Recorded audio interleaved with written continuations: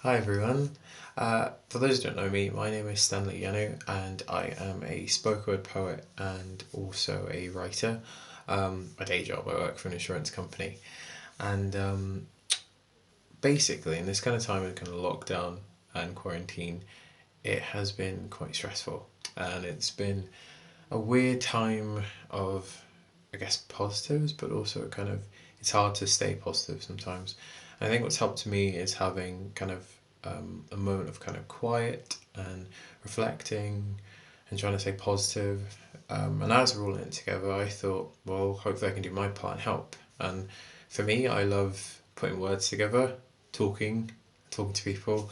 And so I wanted to create what I'm going to call its working title, Monday Reflections.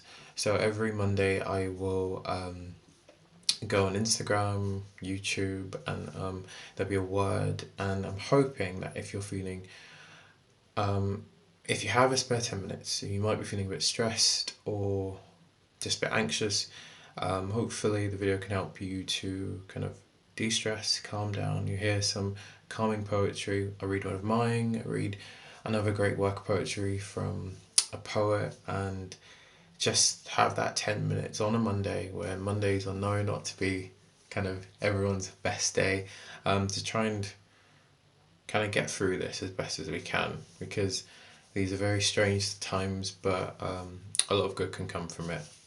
So, with that, hopefully you're still here. Um, the one I want to focus on today is called Moving Forward.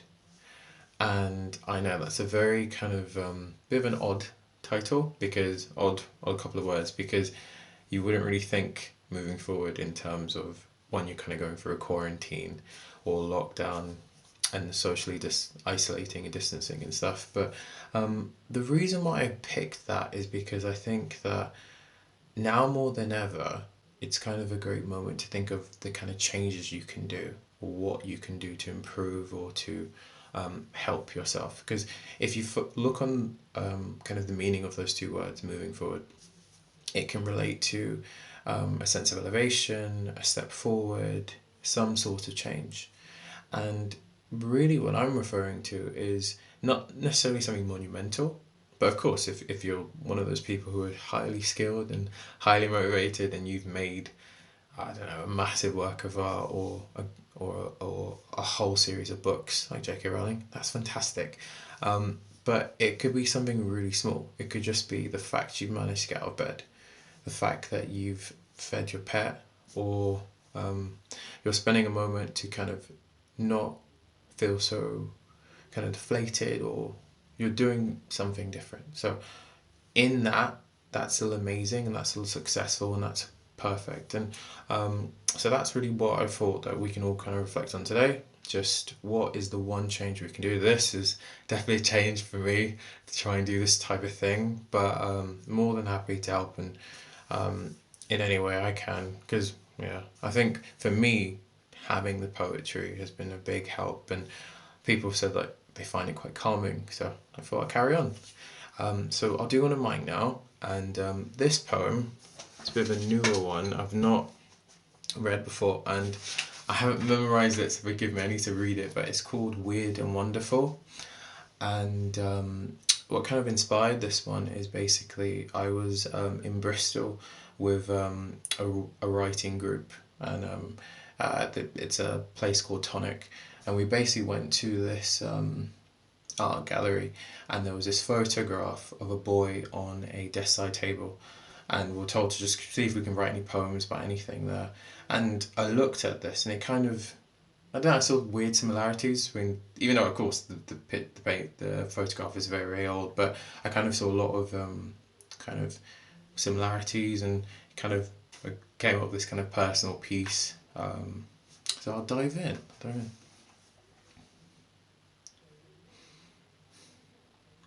You are not the boy you once were. Gone are the thin legs, high ankle socks, and church clothes that no longer fit. You are not the boy you once were. Gone are the photos of yesteryear, boyish giggle, and need for a father's love. You are not the boy you once were.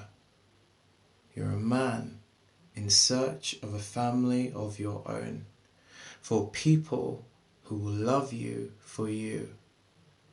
You are not the boy who would sit on the desk-side table. You'd probably break it if you got on top of it now. You are no longer fragile and bony, more cynic, yet strangely childlike. Your innocence is a thing of the past. You've outgrown the clothes in those old photos. You are no longer the boy in those photos. You are a man now, weird and yet wonderful. Okay, thank you. So a different one I'm going to do is a poem by Emily Dickinson. I think I read this when I was a young boy as well, but this is such a lovely poem, and it's really hopeful, and it's called Hope is the Thing with Feathers, and I just thought it kind of marries the two really nicely. Hope is the thing with feathers that perches in the soul and sings the tune without the words, and never stops at all. And sweetest in the gale is heard, and sore must be the storm that could abash the little bird that kept so many warm. I've heard it in the chillest land and on the strangest sea, yet never in extremity it asked a crumb of me. So good. So thank you for tuning in, and so as I said, I'm going to try and do this every Monday. Hopefully you've enjoyed it. Hopefully this has been quite calming and a bit helpful. Definitely leave any comments and let me know if or suggest any poets. I've got a few topics planned for next couple of Mondays, but just to say, again, it's about moving forward, and any small change, big change, any change you could do, or a little adaptation you can do that might make things a bit different or make things a bit more better in your circumstances and situations. And so I'll sign off there. So I just want to say, stay safe, stay happy, and lots of love, and I will see you next Monday. Bye.